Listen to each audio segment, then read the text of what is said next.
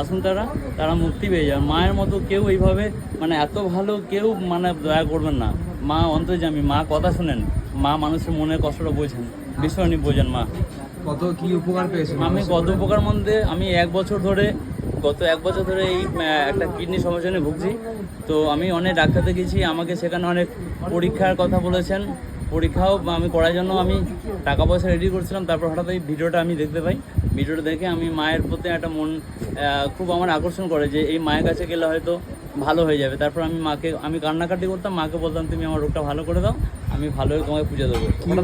আমার কিডনি সমস্যা ছিল, আমি মানে এত কিডনি সমস্যা ছিল যে আমার মানে আপনার বাথরুমে গেলাম রক্ত ভেসে যেত, আমি তাকাতে পারতাম না, মাথা ঘুরে যেত।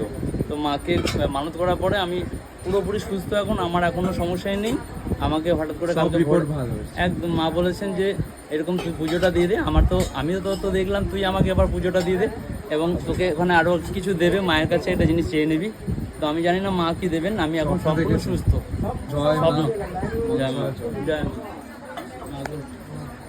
আর কোথা দিয়ে এসছো? আমি পূর্ব বর্ধমান থেকে এসেছি।